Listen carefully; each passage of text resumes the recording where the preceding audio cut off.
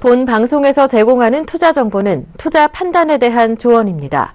방송에서 제공하는 주식의 가치, 가격 상승 및 가격 하락에 대해서는 방송사에서 보장하지 않습니다.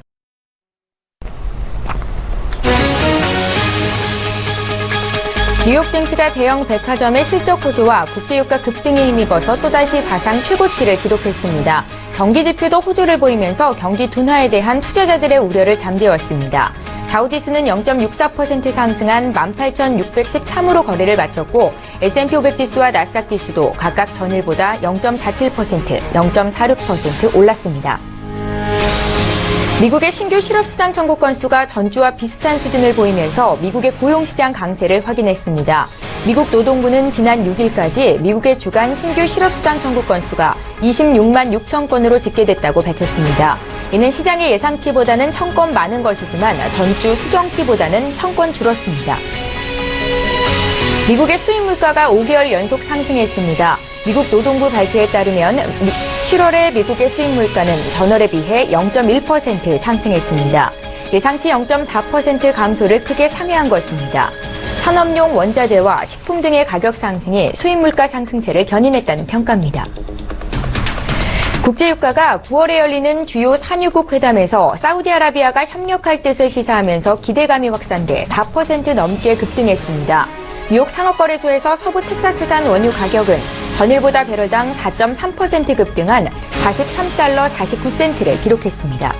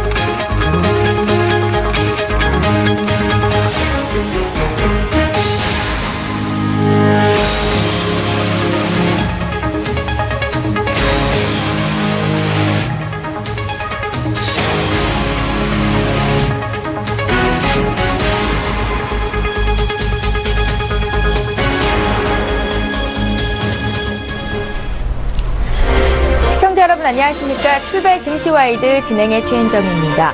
소매업체의 실적 호조에 유가 급등, 경기 지표까지 호조를 보이면서 3대 박자가 모두 딱 맞아 떨어졌습니다. 오늘 새벽에 마감한 미국 뉴욕 증시 3대 지수 모두 사상 최고치 경신하면서 종가를 찍었는데요. 이같이 3대 지수가 같은 날 종가 기준으로 사상 최고치를 기록한 것이 1999년 12월 이후 처음 있었던 일이었습니다. 업종별로는 에너지 업종이 1.3% 상승하면서 가장 높은 상승세를 기록했고요. 소비재 업종도 1% 이상 올랐습니다. 어제 국내 증시에서 코스피 지수도 연중 최고치를 또 한 번 높이는 모습을 보여줬었는데요. 외국인과 기관의 쌍끌이 순매도에도 불구하고 코스피 막판 반등에 성공하면서 2048포인트까지 올라왔습니다. 반면 코스닥 지수는 어제 하락이었는데요. 나흘 만에 하락 반전 703포인트로 거래를 마쳤습니다. 반도체 관련 업체들이 낙폭을 키운 것이 코스닥 지수 하락에 영향을 줬었습니다.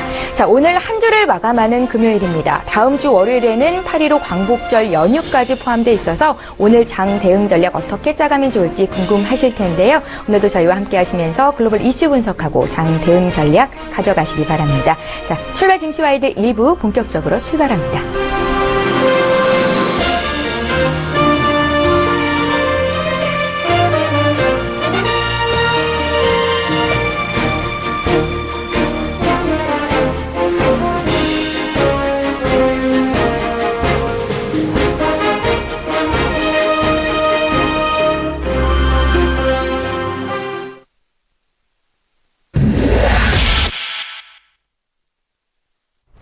예, 글로벌 이슈 분석하고 장 대응 전략까지 짜보겠습니다. 금요일을 책임질 마켓 리더는요, 메리츠 정금증권의 김민수 부장입니다. 부장님 안녕하세요. 네, 안녕하십니까. 예, 반갑습니다. 미국 증시가 종가 기준으로 전 지수 모두 사상 최고치를 기록했습니다. 기업들의 실적도 좋았고 유가 급등에 또 경제 지표 발표까지 호조를 보였다는 평가인데요. 앞서 유럽 주요국 증시 역시 상승세였거든요. 글로벌 증시 마감 상황부터 자세히 전달 부탁드릴게요. 네, 먼저 유럽 지수입니다. 유럽 같은 경우 범유럽 지수 스톡스 지수가 0.8% 이상 상승하면서 분위기 나쁘지 않게 마감이 됐고요. 특히 시작은 하락 출발로 해서 실적 부진에 대한 여파도 좀 있었지만은 가장 먼저 유럽 시장에서 반응을 했던 게 유가라고 봐야 될 것 같고요. 특히 국제에너지기구 IEA에서 원유 수요는 감소할 걸로 봤는데 사우디 정부의 고위 관계자가 유가 안정을 위해서 9월 달에 회담을 하고 거기다가 행동으로 옮기겠다 이런 쪽의 발언을 하다 보니까 이 WTI 기준으로 한 4% 이상 급등한 모습들이 아무래도 유럽 시장에 견인을 했다고 봐야 될 것 같고요.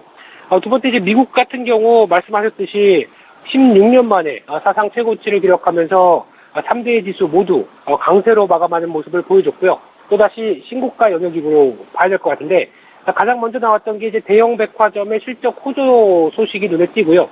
이 메이시스, 콜스 다 실적이 좋다 보니까 어떤 시장에서 반응하는 부분이 좀 빠르게 움직였었는데 특히 소비 쪽은 미국 경제의 한 3분의 1을 차지하는 부분이다 보니까 그와 관련된 백화점주의 강세 긍정적이다라고 볼 수 있는데 좀 자세히 본다고 한다면은 이번에 흐름들이 이제 오프라인 쪽보다는 온라인 쪽이 좀 강화되는 기조에 맞춰서 메이시스 같은 경우 내년부터 이제 그 매장을 한 100개 정도 철수를 한다 이런 뉴스도 나왔었죠. 그렇다는 얘기는 일단 시장의 트렌드에 맞게 어떻게 보면 좀 구조조정이 들어간다는 쪽으로 잘 줄 때도 구조조정을 한다는 쪽으로 봐야 된다고 봐야 될 것 같고요. 그러면 이제 시장의 관심은 계속 오프라인 쪽보다는 모바일, 온라인 쪽으로 계속 이어진다는 쪽으로는 계속 염두를 하셔야 될 것 같고 거기다가 수입 물가나 고용 지표 모두 다 잘 나왔고요. 유가 급등까지 이어지는데 일단 미국 시장에서 눈여겨봐야 될 부분들이 실적이나 주가 흐름들이 양호하다 보니까 달러와 강세 쪽으로 반응을 하는 부분들 생각해봤을 때는 일단 국내 시장의 변화라고 봤을 때 지금 이어지고 있는 원화의 흐름들이 일단 약간 좀 제약적으로 갈 수 있지 않을까, 원화 강세가 좀 제약적인 부분들이 나오지 않을까라는 쪽은 오늘 좀 염두를 하셔야 되지 않을까 생각됩니다. 잘 알겠습니다. 자, 이어서 아시아 쪽 상황을 좀 볼게요. 모건 스탠리가 중국이 내년 1분기까지 기준금리를 인하할 가능성이 있다고 분석했다고 합니다. 지난 8일에 발표됐던 중국의 무역 지표가 부진했던 것으로 나타나면서 인민은행이 경기 부양책으로 기준금리를 인하할 필요성이 있다라고 진단을 한 건데요. 중국은 추가 부양에 언제쯤 나설 것으로 보시는지요? 예, 일단 당장은 추가 부양 가능성이 좀 적다라고 봐야 될 것 같고요. 특히 이제 최근에 경제지표 중국 쪽에서 발표한 거를 보게 되면은 어느 정도 좀 개선되는 모습들이 아니라 정체라고 봐야 될 것 같습니다. 그런 상황 쪽에서 이 소비자 물가지수, 상대적으로 이 CPI 지수, 도매 물가지수, PPI 모두 안정세를 보이고 있는 상황 쪽에서 지금 시중의 유동성, 자금의 유동성도 그렇게 부족하다라고 볼 수 없는 그런 상황이라고 한다면은 일단 지금 중앙은행 차원에서 봤었을 때 어떤 중앙은행의 목표 자체가 경기 부양이 아니라 오히려 물가 안정이 가장 우선이다라는 측면으로 봤을 때 지금 시중 자금 그리고 물가지수 모두 어떤 금리를 움직일 만한 수준이 아니다라는 쪽에서 봤었을 때는 오히려 지금 추가 부양책은 없다라고 봐야 될 것 같고요.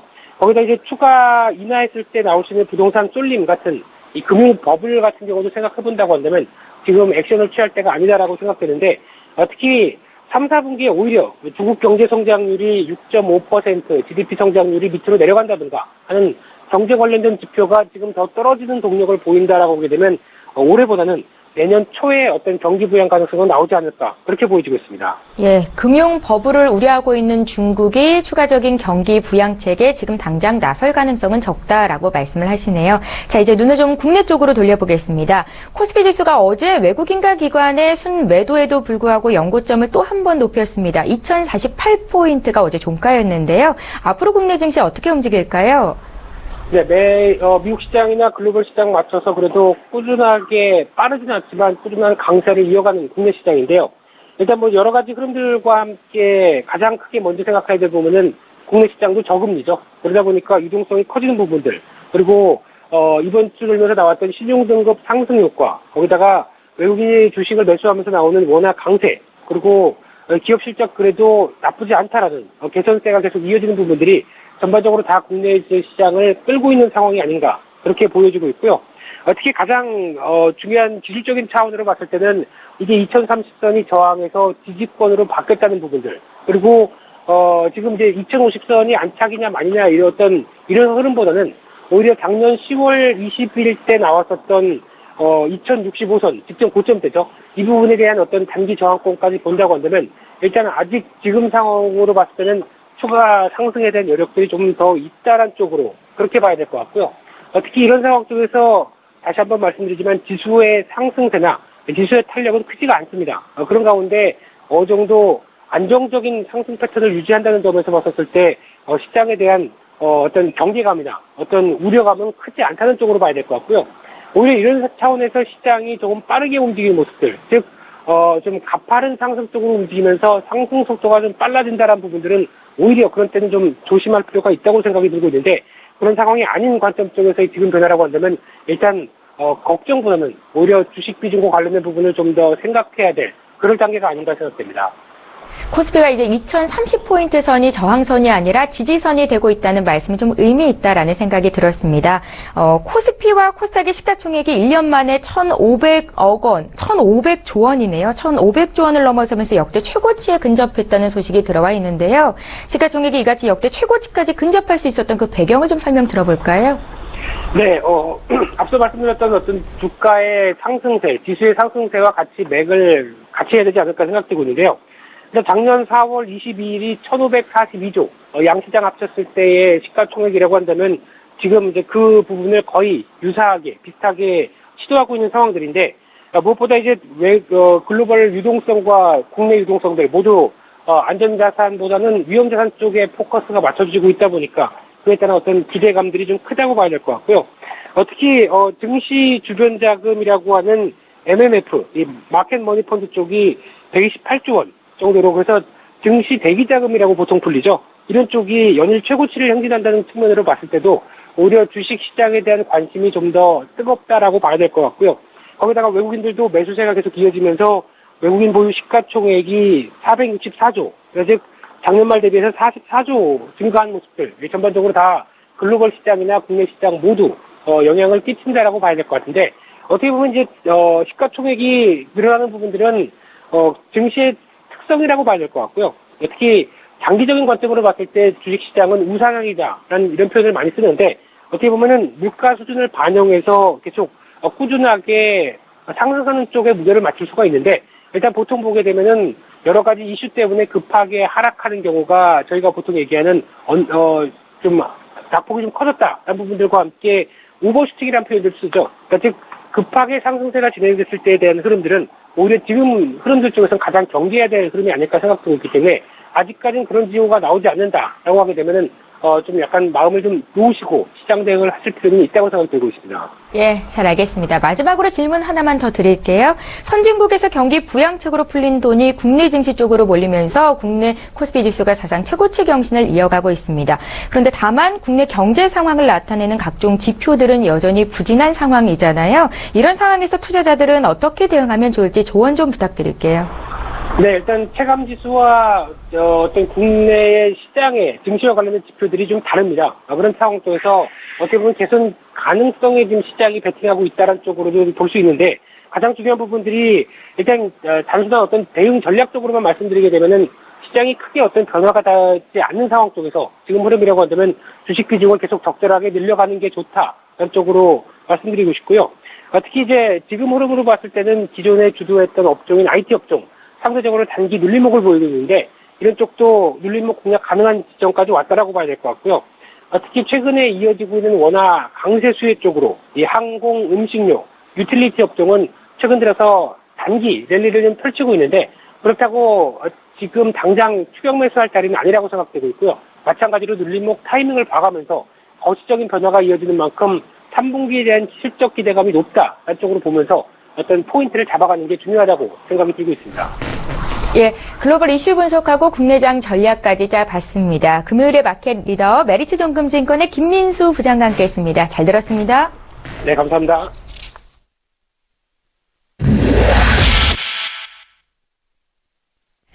예, 국내외 시장 쟁점을 이슈 리더들을 통해서 들어보는 시간입니다. 이슈 리더 시간인데요. 오늘의 주제부터 화면 통해서 먼저 소개해드리겠습니다. 첫 번째 이슈부터 보겠습니다. 한국은행이 어제 금융통화위원회를 열고 기준금리를 현행 연 1.25%로 2달 연속 동결시켰습니다. 사실 기준금리 동결은 예상이 됐었던 거고요. 이후에 있을 이주열 한흥 총재의 입에 주목했었는데요. 역시 최근 원화 강세에 대한 코멘트가 있었습니다. 잠시 뒤 어떤 내용이었는지 살펴보겠습니다. 자, 두 번째 이슈로 넘어가 볼게요. 최근 일주일간 코스피 시장에서 의약품 업종 지수가 4% 넘게 오르면서 음식료에 이어서 두 번째로 큰 상승세를 나타냈다고 합니다. 코스닥 쪽에서도 제약업종 지수가 5% 가장 가까이 뛰면서 가장 높은 눈에 띄는 상승세를 보였는데요. 2분기 실적 부진으로 지난달에 맥을 못 추던 이런 제약 바이오주들이 향후 주도주로 또 주가를 끌어올릴 수 있는 건지 전문가의 의견 듣도록 하겠습니다.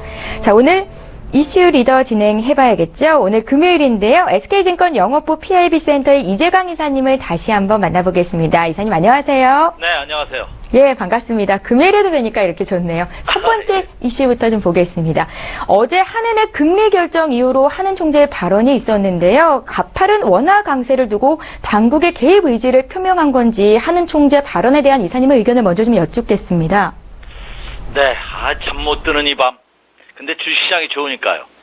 그래도 여름은 더워야 되지 하는 이런 여유로운 마음이 생기지 않나 생각이 듭니다.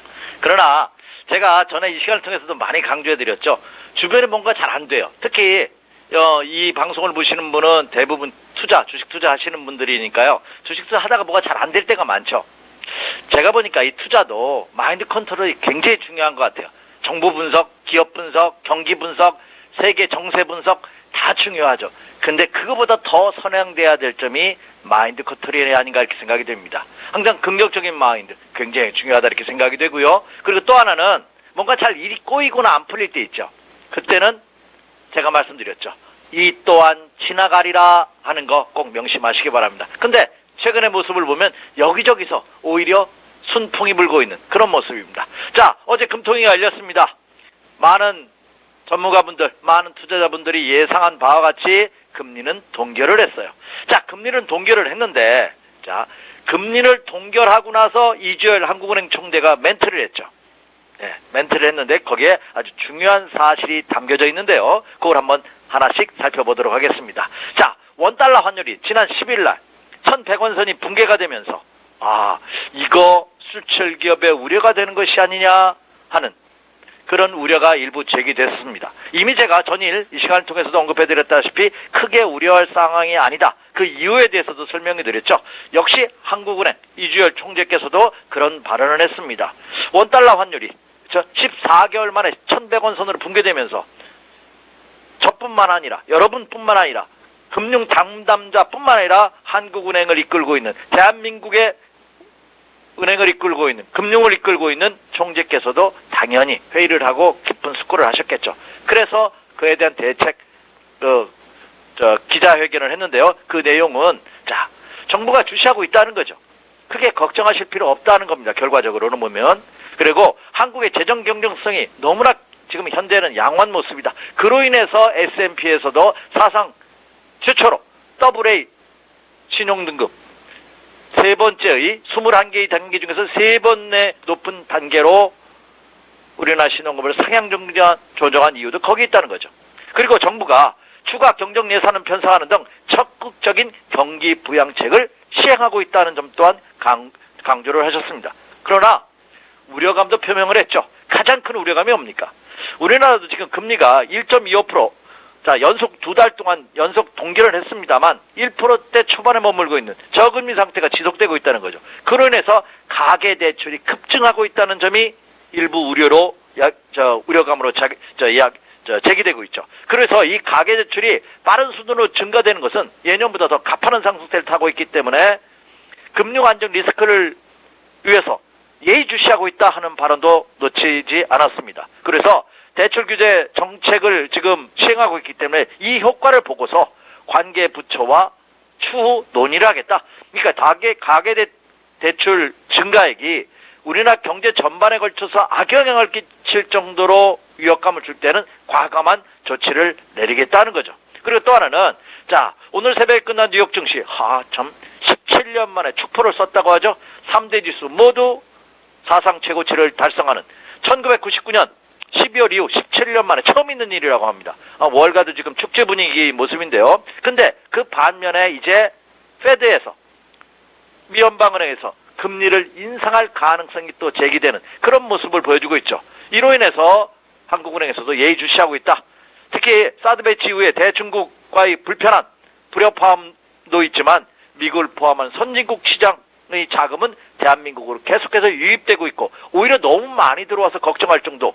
그래서 그로 인한 워낙 강세 현상이 나타나고 있다는 점 또한 우려하고 있다. 그러나 중요한 것은 이 점을 언급하면서 예의주시하고 있다 하는 발언을 했습니다. 그럼 결론적으로 본다면 우리가 두려워하고 준비했던 어떤 대형 악재도 막상 터지고 나면 그 효과가 미리 대처했기 때문에 큰 의미는 없습니다. 마찬가지로 지금 국내 주식시장도 이제 박스권 상단에서 연중 최고가를 이미 실현했고요. 지난해 고점 돌파를 앞두고 있는 국내 시장에서도 이런 우려감이 제기되고 있습니다만 한국은행 총재의 발언에서 오히려 저는 시장에 긍정적인 마인드로 작용할 가능성이 높지 않을까 이렇게 예상이 됩니다. 예, 잘 알겠습니다. 첫 번째 이슈 분석 들어봤고요. 두 번째 이슈로 넘어가 볼게요. IT 반도체에 밀려서 조정을 보이던 제약, 또 바이오주가 최근 일주일간 상승세가 돋보였습니다. 앞으로 제약 바이오주가 주도주로 부각되면서 지수를 상승으로 이끌 수 있을지 이사님의 의견 좀 여쭤볼까요? 네. 자, 제가 어떤 종교적인 측면은 아닙니다. 제가 당이 있다고 말씀드렸죠. 예. 이 아침에 무슨 얘기인가 의외할 수 있으면 저는 증권당입니다. 당은. 예. 주식시장에 훈풍을 눌러주시는 분들은 다 저는 저희 편이고요. 그렇지 않은 사람 다 싫어합니다. 그래서 저는 무슨 당이냐 물으면 증권당이 나오고요. 종교도 마찬가지입니다. 저는 증권교입니다. 주식시장이 올라가게끔만 하시는 분이라면 다 불교든 기독교든 천주교든 이슬람이든 전혀 상관없습니다. 그런데 왜 오늘 이 말씀 드리냐면 자, 성경에 보면 성경 마태복음 19장 30절에 보면은 이런 말이 있죠. 먼저 된 자가 나중되고 나중된 자가 먼저 된다 하는 성경 말씀이 있습니다. 저 성경 말씀, 불경 말씀 굉장히 좋아하고요. 그 경절이 있는 것 또한 좋아합니다. 자, 제가 왜 이 말씀을 드리냐면 자, 지난주까지만 하더라도 IT, 삼성전자 너 혼자 가는 것이 아니냐. 남들은 삼성전자를 빼면 코스피 시장에서는 실질적으로 오히려 마이너스다. 이런 일부 보도가 있었다는 말씀드렸죠. 그에 대한 제 반론도 제시해드렸습니다만 마찬가지입니다. 주식시장도 마찬가지예요. 누군가 주도주가 치고 가는 친구가 있어야 됩니다. 그래야지 나머지 투자들도 그죠 혜택을 볼 수 있죠. 마찬가지입니다. 자, 지난주까지만 해도 IT 관련 반도체 부품, 전자 부품주만 가는 것 같더니 자, 연초 상승 랠리를 이끌었던 저는 1사분기와 2사분기 초까지 장을 이끌었던 제약 바이오주가 사드 발표 이후 급락하는 그런 모습을 보였죠. 중국과 어우러지면서 중국 수혜졌던 유통, 엔터테인먼트 이런 종목과 마찬가지로 제약주도 아주 된소리를 맞았습니다. 근데 그 제약주가 다시 발동을 걸고 있죠. 마찬가지가 아닌가 생각이 됩니다. 형님이 먼저 가니까 형님이 좀 주춤거리는 사이에 동생이 올라가는 그런 모습이 차원이 아닌가 이렇게 생각이 됩니다. 그래서 제가 성경 구절을 인용해 드린 겁니다. 그러니까 결과적으로 말씀드려서 제가 대형주가 간다, 중소형주가 간다 이 단순 자본금에 의한 분류 또한 의미가 없다는 말씀 또한 강조해 드렸습니다. 그렇기 때문에 그런 차원으로 접근하는 것이나 향후 미래 발전 계획이 있는 그런 종목으로 접근하는 것이 좋다 이렇게 말씀을 드립니다. 제가 이 시간을 통해서도 지난해 리커창 총리가 중국 10대 산업을 이끌고 갈 10대 그 산업 그 지침을 발표를 했다고 그랬죠. 그걸 다 언급해드렸습니다. 근데 자, 어제 그제도 박근혜 대통령께서 우리나라 앞으로 미래를 이끌고 갈 9대 국가 전략 프로젝트를 발표를 했습니다. 저는 이거 굉장히 중요한 말이 아닌가 생각이 됩니다. 여기에 향후 해답이 들어있지 않나. 이 정부가 추진하고 있는 9개의 국가 전략 프로젝트 여기에 관련된 주가가 향후 주도주입니다. 이들 종목을 중심으로 해서 여러분 투자 전략을 세우시기 바랍니다. 거기에도 제약 바이오 관련주가 들어있다는 거죠. 정밀 의료 업체들. 그렇기 때문에 그 점을 염두에 두시기 바랍니다. 당연히 그래서 가격 메리트가 있는 제약 바이오 관련주의 상승은 어찌 보면 예고된 모습이다 하는 점이고요. 제가 이미 지난주부터 말씀드리면서도 매수 관심 종목으로 포함시켰던 이유도 바로 거기에 있다 이렇게 생각이 됩니다. 그래서 전북 기술주에 가려져 있었던 제약 바이오주의 상승은 어느 정도 예견되어 있고 조금만 생각하면 충분히 예측할 수 있는 그런 상황에 있다는 점이고요. 말씀드렸던 바와 같이 미국 나스닥 시장의 급등, 사상 최고가, 그리고 바이오 관련주들이 미국 나스닥 시장에서도 장을 이끌고 있다는 점 충분히 가능성이 있고요. 또 하나는 자, 여러분 또 잊으셨죠? 삼성 바이오로직스가 상장을 합니다. 언제? 올해. 물론 아직은 좀 여유가 있어요. 11월 달에 상장을 하거든요. 11월 달에 삼성 바이오로직스가 상장하면 바이오 제약 관련주들이 열풍이 다시 한번 4, 4분기에 불 가능성이 굉장히 크지 않을까. 그러나 본격적으로는 그 이슈보다는 보통 한 3개월 전에 미리 시작한다고 본다면, 자, 올 여름이 끝나 8월 달 휴가 기간이 끝난 9월 달부터는 제약 바이오주들이 다시 한번 장의 주도주로 부각될 가능성은 굉장히 큽니다. 굉장히. 따라서 이번에도 보면요, 메드톡스에서 신약 이노톡스가 기술가치 부각되면서 코스닥 시장의 시가총액 3위 종목으로 다시 업그레이드 됐죠. 이것은 그만큼 바이오 제약주들도 이미 세력들도 담기 시작하고 있다는 반증으로 여러분 풀이하셔줬습니다. 그래서 제약 바이오 관련주 중에서 신약 개발 능력이 탁월한 종목군들, 한미약품, 녹십자, 유한양행, 동아ST 같은 이런 종목을 중심으로 한 포트폴리오 구성 전략 같이 세워보셔도 좋지 않을까. 그래서 이 제약 바이오 관련주들은 그동안 많이 빠졌다는 일시적인 현상이 아니라 올 하반기 주도주의 부각 가능성은 충분히 높다, 이렇게 말씀을 드립니다. 예, 제약 바이오주가 하반기 주도주가 될 가능성이 충분히 높다라는 말씀 해주셨습니다. 자, 이제 오늘장 투자 전략을 들어봐야 될 텐데요. 주도 섹터의 순환매가 너무 빨라서 대응하기 참 어렵다라고 말씀하신 분들이 많으시거든요. 한 주를 마감하는 금요일이고 다음 주 월요일에는 광복절 연휴로 또 쉬게 됩니다. 오늘 대응 전략 어떻게 가져가면 좋을까요? 예, 제가 사실은 금요일 날 여러분 찾아가는 거 굉장히 싫어합니다. 전에도 말씀드렸어요. 왜냐면 금요일날 말을 잘못하면 바꿀 수가 없어요. 왜? 연휴가 끼니까요. 토요일, 일요일, 이틀 동안. 근데 이번에는 3일이에요. 월요일날도 휴장입니다. 아, 그렇죠? 네. 그렇죠. 예. 그렇기 때문에 지금 그 모습, 그렇기 때문에 금요일날 여러분을 잘 안 찾았는데 잘 못했다고 오늘 다시 하라고 해서 오늘 제가 불러서 나왔습니다. 자, 오늘장 투자 전략 살펴볼까요? 변동은 없습니다. 자, 지금 앵커께서 아주 중요한 말씀 하셨어요. 너무 빠르게 순환매가 돌고 있기 때문에 어느 장단에 춤을 춰야 될지 여러분 모르실 겁니다. 저도 모릅니다. 저뿐만 아니라 어느 방송이고 어느 애널리스트고 어느 증권사 국내외 포함해서 리서치 센터장을 포함한 주식 고수 귀신이 있다 하더라도 그 사람은 더 어려울 겁니다. 근데 왜 자신감 있게 여러분에게 저는 여기서 얘기하고 다른 분들도 자신 있게 얘기하느냐? 왜? 모르면 손을 빼기 때문에 그렇습니다. 야, 길이 아니면 가지 말라는 우리나라 격언 있죠? 마찬가지입니다. 주식 투자는 마찬가지예요. 1년 하루 이틀 오늘 내일 열리는 것도 아니고 1년 내내 열립니다. 휴일은 물론 빼고요. 특별한 내후외환, 아주 국가의 존망이 흔들리는 그런 내후외환이 있기 전에는 휴장은 없습니다. 자, 그렇다면 하루 이틀 장사할 것도 아닌데, 그죠? 어떻게 다 맞춥니까? 자기가 아는 시점, 아는 분야만 투자하시면 됩니다. 투자분들께서도 그 점만 명심하신다면, 순환매가 빠르게 돌아? 내가 아는 거, 내가 자신 있는 그때만 하시면 됩니다. 그 종목만 하시면 됩니다. 그 업종만 하시면 됩니다. 자, 그런 마인드로 접근하시는 것이 그렇죠. 정신 건강에도 좋고요. 수익률에도 월등하지 않나 생각이 됩니다. 자, 그런 마인드로 오늘 투자 전략은 이미 말씀드렸습니다. 변동이 없습니다. 여전히 연휴가 길지만 매수 마인드 전략으로 임해 주셔도 천연물이 없다. 여전히 상승 기조가 유지되고 있다. 다만 향후 미래 비전이 있는 말씀드렸다시피 자, 우리 정부가 제시한 9대 국가 전략 프로젝트에 관련된 종목을 중심으로 한 포트폴리오 구성 전략 세워주십시오. 이렇게 말씀을 드립니다. 자, 첫 번째. 이미 시장이 안정적인 구조로 가고 있다고 한다면 금융주 눈여겨보셔야 됩니다. 자, 금리 인하가 되느니 많이 해서 은행주가 올라갔다 내려갔다 하는데 어차피 시장이 안정화되면 될 가능성은 없습니다. 올해 안 되면 내년 초에는 되겠죠. 아무리 늦어도.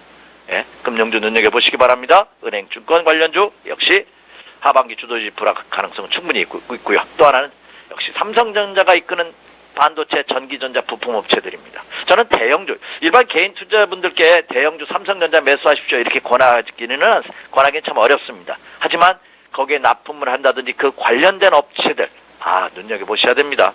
네. 이번에 9대 국회 프로젝트에도 이들 IT, 인공지능, AI를 포함해서 가상 그리고 증감 현실 같은 거 이거 관련주들이 대거 퍼지는 데 있다는 거 여러분 눈여겨보시기 바랍니다. 그리고 또 하나 이슈 두 번째 시간에도 두 번째 이슈에서도 언급해드렸다시피 제약 바이오 관련주들 역시 이들 종목을 중심으로 한 포트폴리오 구성, 매수 관심 가셔보셔 좋다. 오늘 연휴를 앞둔 시점에서 어제 상승했다는 책실은 매도 물량이 나온다면 그때가 매수의 기회가 될 것이다. 그래서 오히려 저는 이번 연휴 매도하고 넘어가는 것이 아니라 주식을 가지고 다음 주를 맞이하자 이렇게 말씀을 드립니다.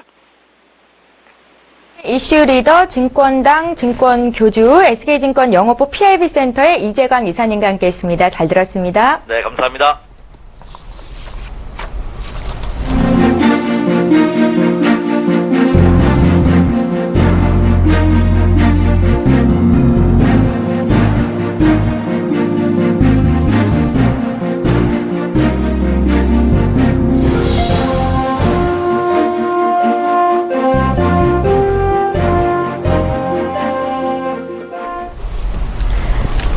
예, 수급 리더 시간입니다. 어제장 수급 특징주 분석해보겠습니다. 오늘도 역시 HMC 투자증권의 최일승 차장님을 전화로 연결해 볼게요. 차장님 안녕하세요. 네, 안녕하십니까. 예, 어제 거래소 내에서 눈에 띄었던 종목이 있으신가요? 수급 특징주 좀 봐주십시오. 네, 어제 거래소 외국인 매수 1위로 올라온 SK 하이닉스를 좀 한번 말씀을 드려보겠는데요.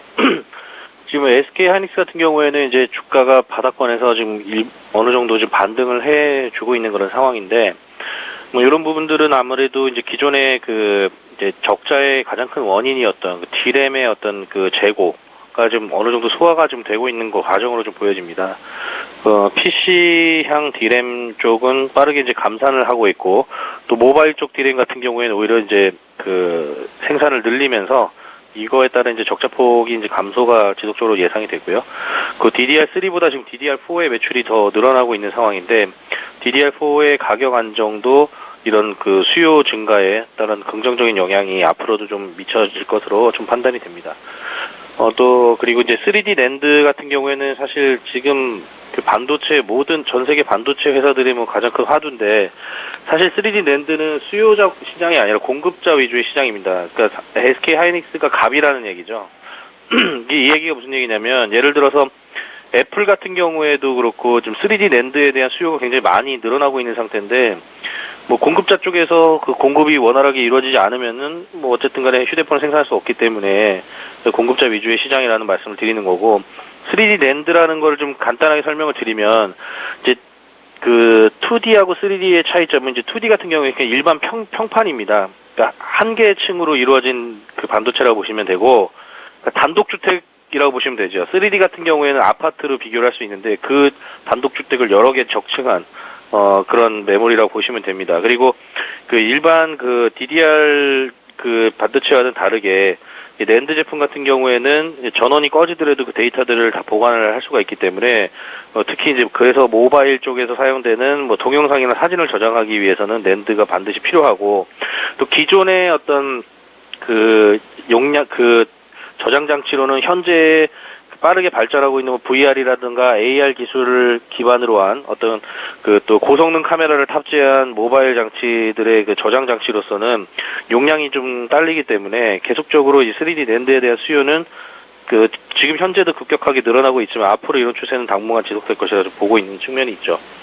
또 수급적인 부분은 외국인들이 어제도 좀 매수를 많이 해줬습니다만 지금 현재 외국인 보유율이 50.58%입니다. 어제 기준으로. 예, 뭐 기존에도 외국인들이 상당히 좀 많이 보유를 하고 있었지만, 외국인들 보유 비중이 어디까지 늘어날 것이 부분이 상당히 중요할 것 같고요. 어차피 지금까지 2만 원대 중반에서 3만 원 중반까지 약 주가가 약 40% 정도 올랐는데, 이 주가 상승을 견인했던 게 바로 외국인 수급이기 때문에 앞으로 외국인 수급이 더 들어와서 더 주가를 땡겨 올리겠느냐, 혹은 기관이 좀 주춤했지만 기관이 추가적으로 매수에 가담을 해주면서 주가를 올리겠느냐의 여부에 따라서 주가가 추가적으로 상승과 혹은 이제 답보 상태에 놓이는 그런 기로에 서 있지 않을까 싶고요. 근데 다만 지금 전체적인 펀더멘털로 봐서는 뭐 추가적인 수급 유입이 충분히 기대를 해볼 수 있는 부분이고, 주가 상승도 추가적으로 일어날 수 있다라고 좀 보고 있습니다. 예, 공급자가 갑이다. SK 하이닉스를 수급 특징주로 꼽아주셨고요. 코스닥 쪽에서는 어떤 종목이 눈에 띄셨어요? 이번 주에 좀 주에서도 가장 좀 눈에 띈 종목인데, 메디톡스를 한번 좀 말씀을 드려보겠습니다. 메디톡스가 이번에 엘러간이 2분기 실적 컨퍼런스 콜에서 이노톡스, 이미 기술 수출을, 메디톡스 입장에서는 기술 수출이고, 엘러간 입장에서는 이제 기술을 수입한 건데, 라이센스 인이라고 하죠. 라이센스 인을 한 이노톡스에 대해서 올해 안에 임상 3상과 관련된 이제 미팅 완료 후에 내년 초부터는 이제 3상을 개시할 것이라는 그런 발표가 있었습니다. 그러면서 이제 그게 8일 날 있었던 이슈인데요. 지난 8일 날 그 이제 발표 이후에 9일 날 이제 국내 주가에 이제 반영이 되면서 장중에 23%가 넘는 급등세를 보이기도 했었습니다. 물론 종가는 7% 올라서 끝났습니다만, 예, 그때 거래량이 엄청나게 많이 실리면서 매수가 상당히 좀 많이 들어왔었고요. 그 이후에도 뭐 꾸준하게 지금 뭐 기관 그리고 외국인들 추가적으로 좀 매수를 해주고 있는 모습인데, 사실 그 이슈에 비해서는 수급이 그렇게 세게 들어왔다라는 느낌은 저는 사실 못 받고 있고요. 지금 임상 3상 뭐 계획은 미리 밝히고는 있습니다만, 이게 뭐 걔네들이 발표한다고 해서 뭐 FDA에서 오케이 해 이렇게 하는 게 아니기 때문에 딜레이가 될 가능성도 항상 염두에 둬야 됩니다. 예, 그래서 보통 이제 그 임상 3상 관련해서 이제 IND가 끝나면 보통 그 30 banking days, 30 days, 30일인데, 그러니까 우리로 말하면 영업일수 30일 이내에 그 임상 3상과 관련된 승인 혹은 그 리젝트를 그 결정을 내려줘야 되는데, 그게 이제 연말까지 얘네들이 끝내고 내년 초부터는 뭐 3상 뭐 허가가 난다고 당연히 생각하고 있겠죠. 허가가 났을 경우에 내년 초부터 이제 임상 3상에 돌입한다는 그런 계획인데, 말 그대로 계획이기 때문에 언제든지 틀어질 수 있다. 이런 부분들은 투자자들 좀 조심해야 될 부분이고, 이번 주 들어서 좀 그 코스닥 시장이 시가총액이 역사상 최대치를 지금 기록을 했습니다. 지금 216조가 넘어가는 상황인데, 역시 제약바이오 쪽이 이번 주에 가장 큰 공을 세웠다라고 보여지고요. 이틀 전에 뭐 외국인들이 500억 이상 순매수하고 뭐 이랬던 뭐 셀트리온이라던가, 그리고 최근에 실적 상당히 2분기 실적 잘 나온 뭐 케어젠, 그리고 코롱생명과 뭐 연달아서 계속 실적이 잘 나오고 있고, 또 정부에서도 지금 뭐 바이오 헬스케어 쪽 그 육성 전체까지 좀 맞물리면서 뭐 이제, 그리고 또 최근에 주가가 이전에 주가 상당히 많이 빠졌기 때문에 그 밸류에이션 부담도 좀 상당히 좀 적어진 상태이기 때문에 뭐 이런 제약바이오 쪽에 대한 그 수급은 앞으로 계속 좀 지속될 수 있다라고 보여지고요.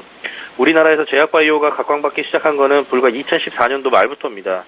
뭐 그리고 1년 정도도 사실 못 올랐죠. 작년 6월까지 상승하다 7월부터 예, 굉장히 뭐 이제 매도 철퇴를 때려 맞으면서 1년 동안 주가가 상당히 좀 지지부진한 흐름이었는데, 뭐 이런 부분들이 다시 한번 도화선이 돼서 올라갈지는 뭐 아직까지 미지수긴 합니다만, 뭐 제 개인적인 의견으로는 사실 여러 가지 종합적인 펀더멘털로 봤을 때는 제약바이오 같은 경우에는 앞으로 우리나라 10년 이상을 이끌어줄 수 있는 굉장히 우리가 각광을 해야 될 그런 업종이라고 보여지고요. 이웃나라 일본 같은 경우에도 잃어버린 20년 동안 그래도 시가총액이 계속해서 꾸준하게 올라온 업종은 제약바이오, 보험 뭐 이 정도 업종입니다. 그래서 뭐 고령화 사회 제약바이오에 대해서는 계속해서 관심을 가져볼 필요가 있고, 꼭 메디톡스가 아니더라도 말이죠. 그래서 지금 앞서 말씀드린 대로 메디톡스 같은 경우에 임상 상상과 관련된 변수가 계속해서 좀 있기 때문에 그건 뭐 주의도 상당히 좀 필요하고요.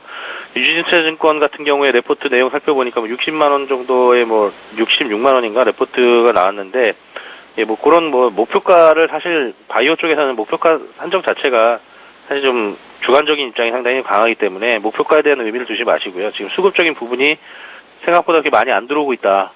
예, 지금 시가총액이 2조 7천억인데 물론 주가가 좀 뭐 50만 원 가까이 되기 때문에 뭐 그렇게 일시적으로 보일 수 있겠습니다만은 뭐 기관과 외국인 수급이 좀 더 강하게 좀 매수가 들어와 줄 때, 예, 그때가 이제 투자할 시기가 아닌가. 아직까지는 조금 관망이 좀 필요하다, 이렇게 좀 말씀드리겠습니다. 예, 앞서 전문가께서도 제약바이오 하반기 주도 업종으로 유력하다라는 말씀을 하셨었는데요. 최희승 차장님께서도 향후 제약바이오 섹터 굉장히 긍정적으로 보고 계시네요. 어제장 수급 특징주 봤습니다. HMC 투자증권 최희승 차장과 함께 있습니다. 잘 들었습니다. 네, 감사합니다.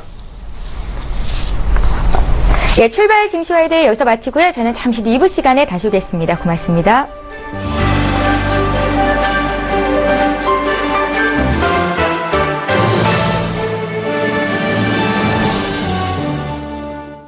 본 방송에서 제공하는 투자 정보는 투자 판단에 대한 조언입니다. 방송에서 제공하는 주식의 가치, 가격 상승 및 가격 하락에 대해서는 방송사에서 보장하지 않습니다.